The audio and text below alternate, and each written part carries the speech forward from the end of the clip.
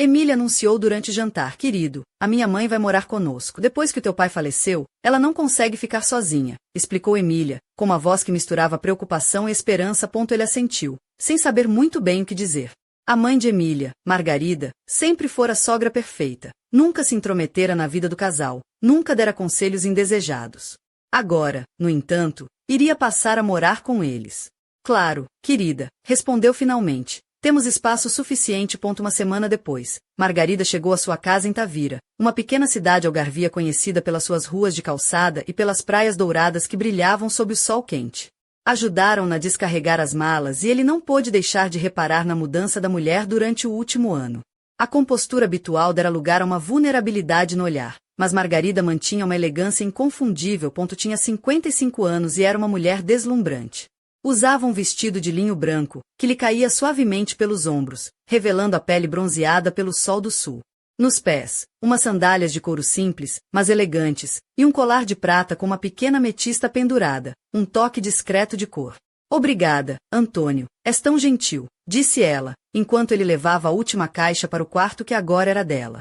Espero não ser um incômodo, de maneira nenhuma, Margarida.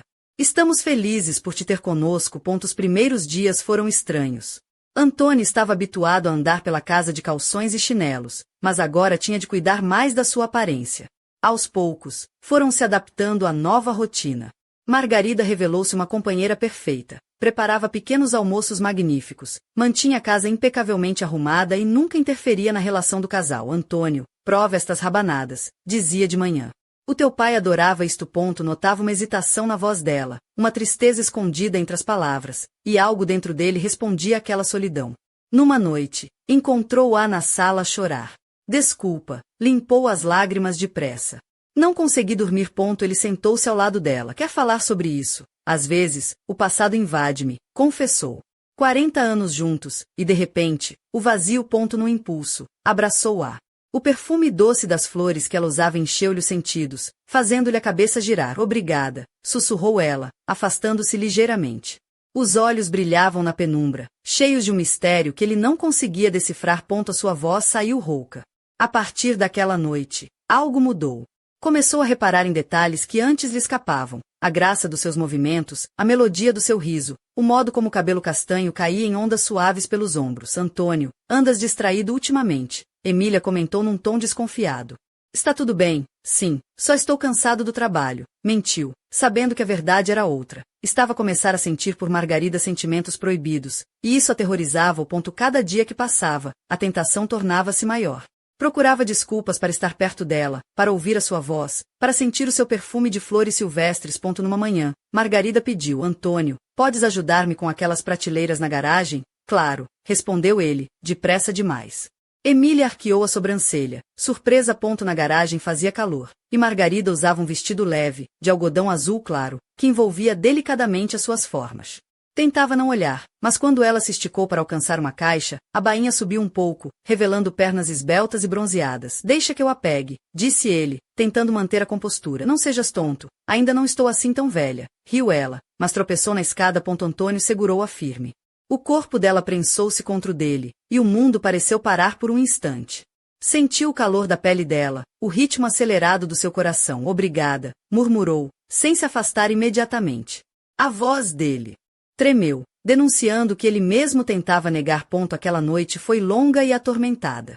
Emília roncava tranquila ao seu lado, enquanto ele lutava contra pensamentos proibidos. No dia seguinte, ficou até tarde no escritório, só para evitar a casa. Quando voltou, encontrou Margarida sozinha na cozinha. Emília foi para yoga, disse ela, mexendo numa panela. Jantas conosco? Sim, obrigado. Jantaram em silêncio, com olhares carregados de tensão e palavras por dizer. Antônio sentia o peso do olhar dela, mas tinha medo de corresponder. Há algo errado. Antônio, está tudo bem, tens andado a evitar-me. Ele pousou a mão na dela, e um arrepio percorreu-lhe o corpo. Não sou cego. Ele levantou-se rapidamente. Tenho trabalho no escritório. Tentou concentrar-se, mas o rosto dela, os olhos, os lábios, invadiam-lhe a mente. Maldita obsessão. Mais tarde, ouviu ruídos vindos da sala. Margarida estava sentada numa poltrona, a ler um livro. Não consegue dormir? Perguntou ele, sabendo que devia ir embora. Não. Estou a ler. Ela olhou para ele e ele perdeu-se no brilho dourado dos seus olhos. O que está a ler? Um romance. Sorriu. Com a tua idade. Não estás velho. Escapou-lhe. Ela olhou por um longo momento, e ele sentiu a boca secar. A sério? O silêncio ficou denso entre os dois, até que ele sussurrou. Boa noite. Saiu quase a correr, com o coração a bater descompassado. Emília resmungou algo no sono e apertou-o contra si, enquanto ele se sentia o pior dos canalhas. Mas dentro de si, um fogo novo crescia, um amor proibido que ele não conseguia controlar. Nos dias que se seguiram, o calor de maio parecia invadir não só as ruas de Tavira, mas também o coração de Antônio, que se via cada vez mais preso naquele turbilhão de emoções proibidas. Margarida passou a usar vestidos mais leves, de tecidos fluidos que pareciam dançar com a brisa do Algarve. Numa manhã, enquanto ele trabalhava na cozinha com o portátil aberto, ela aproximou-se por trás, as mãos pousando lentamente nos seus ombros. Deixa que eu te ajude, disse com um sorriso maroto. Antônio estremeceu, sentindo o toque como uma descarga elétrica que lhe percorria a espinha. Margarida começou a massagear-lhe os ombros, e cada movimento das suas mãos parecia despertar um desejo que ele tentava calar. Melhor? Perguntou ela, quase a sussurrar. Sim, respondeu ele, com a voz rouca. Emília, por sua vez, começou a passar mais tempo no trabalho. Tinha recebido uma promoção e o novo cargo exigia-lhe horas extras. Isso deixava Antônio e Margarida frequentemente sozinhos em casa, num silêncio carregado de segredos e olhares furtivos. Numa dessas noites, Margarida sugeriu: que tal um copo de vinho? Emília disse que vai chegar tarde, acrescentou ela, com um brilho nos olhos. Antônio hesitou, mas acabou por aceitar. Sentaram-se na pequena varanda com vista para as ruas iluminadas da vila, conversando sobre banalidades que escondiam uma tensão palpável. Na penumbra, o perfil dela parecia ainda mais encantador, e quando ela olhou de repente, Antônio sentiu o rosto arder. Sinto essa tensão entre nós, confidenciou Margarida. Ele levantou-se de repente, nervoso. Não devíamos falar destas coisas. Por quê? Por que sou velha? Por que sou a tua sogra? Interrompeu ela, a voz trêmula. Porque fico louco cada vez que te vejo, murmurou ele, incapaz de esconder o que sentia. Margarida ficou imóvel, os olhos fixos nas estrelas que brilhavam no céu noturno. Antônio, não podemos, começou, mas ele levantou a mão. Por favor, não digas isso. Eu não aguento mais. Refugiaram-se no silêncio, mas era um silêncio cheio de significado, onde cada respiração parecia dizer tudo o que as palavras não podiam. Passaram a noite juntos, entregues a uma paixão que os consumia, sabendo que estavam a cruzar uma linha da qual não havia retorno. No dia seguinte, tentaram retomar as suas rotinas, mas a casa pequena tornava difícil evitar encontros e olhares. Num momento constrangedor na cozinha, esbarraram um no outro. Margarida vestia outro vestido leve, e Antônio, ainda peito no depois do duche, sentiu o coração acelerar ao reparar no seu olhar que deslizou pelo seu peito. Não faz mal, murmurou ela, desviando o olhar. O som da porta abrir fez-o sobressaltar. Emília tinha chegado. Nas semanas seguintes, o amor proibido entre Antônio e Margarida transformou-se numa doce tortura. Procuravam desculpas para estarem juntos, toques fugazes na cozinha, beijos rápidos no quintal, encontros disfarçados no supermercado. Emília começou a notar as mudanças. Tens estado diferente, comentou um dia, desconfiada.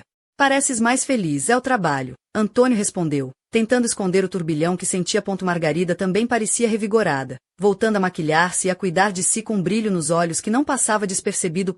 Mas a paixão levava-os a correr riscos cada vez maiores.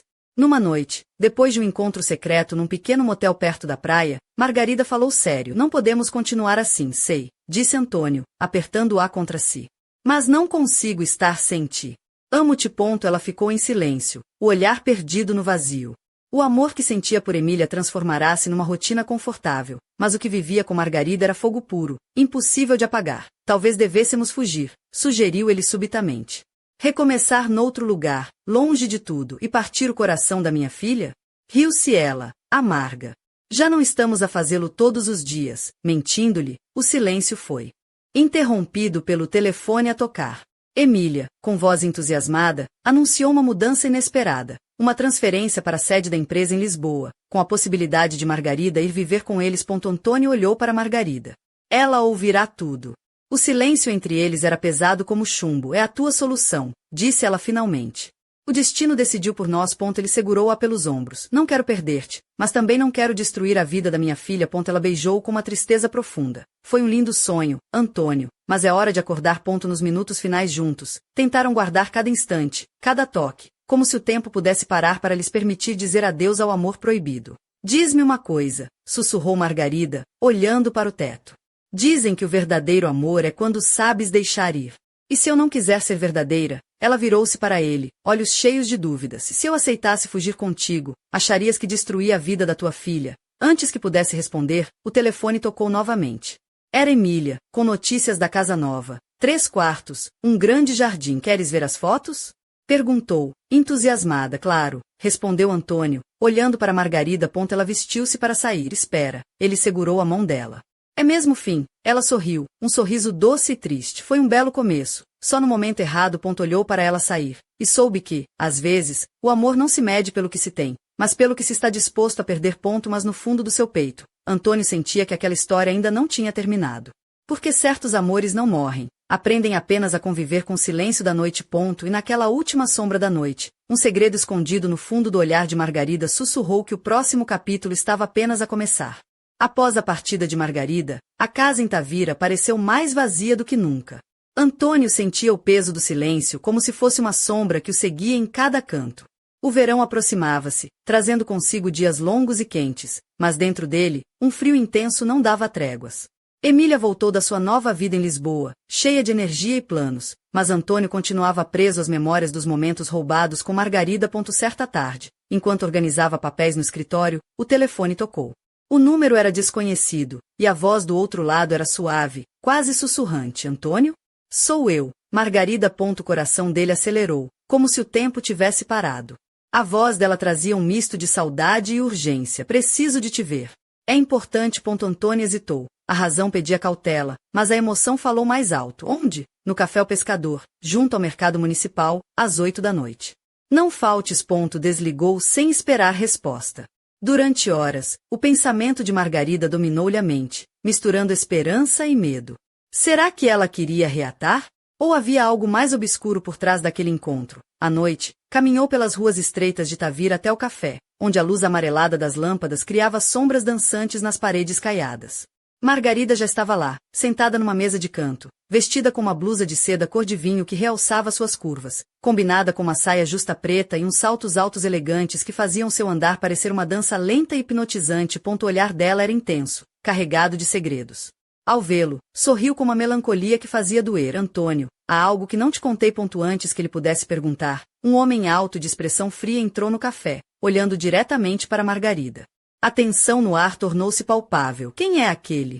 Antônio perguntou, sentindo o sangue ferver. Alguém do meu passado, respondeu ela, com voz baixa. Um passado que pensei estar enterrado. As palavras ficaram no ar, pesadas como chumbo. Antônio percebeu que o amor proibido que os unira era apenas a ponta de um iceberg de mistérios e perigos que agora se aproximavam. Enquanto seus olhos se cruzavam, uma sensação de inevitabilidade invadiu-o. O amor e o perigo estavam entrelaçados, e o próximo passo poderia mudar tudo. No instante em que Margarida se levantou para falar com o homem, Antônio soube que não poderia mais fugir do que estava por vir. E assim, sob as luzes trêmulas de Tavira, o verdadeiro jogo começava, um jogo onde o amor, a traição e o segredo dançavam numa corda bamba prestes a romper. O que iria acontecer naquela noite? Quem era o homem misterioso? E até onde Antônio e Margarida iriam arriscar para manter o que tinham, ou para escapar do passado que os assombrava? O silêncio do café foi cortado por um sussurro. Nem tudo é o que parece. Nos dias seguintes ao encontro no Café O Pescador, a rotina de Antônio transformou-se numa dança delicada entre a normalidade aparente e as sombras que se agitavam por trás do seu olhar. Margarida desaparecera tão misteriosamente como surgira naquela noite, deixando-lhe apenas o aroma do seu perfume, uma mistura sutil de jasmim e mar, e uma promessa não dita. A pequena casa em Tavira, com as suas paredes caiadas e janelas que olhavam para o rio Gilão, parecia agora um palco silencioso dos seus tormentos. Emília, imersa no trabalho, não desconfiava da tempestade que se formava por baixo da superfície. Uma tarde, Antônio recebeu um envelope sem remetente. Dentro, uma fotografia antiga, Margarida, jovem e sorridente, ao lado do homem do café, numa praia deserta. No verso, uma única frase escrita à mão: nem tudo que amamos está livre do passado. O coração dele apertou-se. Quem era aquele homem? Que segredos guardava Margarida? E, acima de tudo, como poderia proteger a mulher que amava e a família que jurara cuidar? Sentado no terraço, enquanto o sol se punha sobre o Atlântico, Antônio sentiu o peso da escolha que o esperava. O amor proibido tinha se tornado numa teia de mistérios que ameaçavam engolir tudo. Naquela noite, enquanto a brisa trazia o cheiro do mar, o telefone tocou novamente. Do outro lado, uma voz que ele reconheceu imediatamente, carregada de emoção e medo. Antônio, precisamos falar. Não confies em ninguém. Antes que pudesse responder, a linha caiu, deixando no ar uma promessa, ou uma ameaça, que pairava como uma sombra sobre o futuro. E assim, entre o amor, o mistério e o perigo, Antônio percebeu que o jogo tinha apenas começado. O próximo capítulo da sua vida estava prestes a ser escrito, e desta vez, não haveria espaço para erros. Destino, impiedoso e fascinante, aguardavam nas esquinas escuras de Tavira, onde segredos antigos ganhavam vida e o verdadeiro preço do amor começava a ser cobrado. Nas noites seguintes, Antônio sentia-se como um marinheiro preso numa tempestade sem fim. O passado de Margarida, que até então lhe parecia uma doce sombra, transformava-se num enigma cada vez mais denso. Tavira, com as suas ruelas estreitas e praças silenciosas, escondia agora segredos que pareciam sussurrar a cada esquina. Numa madrugada quente de verão, Antônio decidiu sair para uma caminhada pelas margens do rio Gilão, tentando encontrar clareza no murmúrio das águas. Vestia uma camisa branca de linho, leve e fresca, com as mangas arregaçadas até os cotovelos, e uns calções de algodão claros que balançavam com a brisa.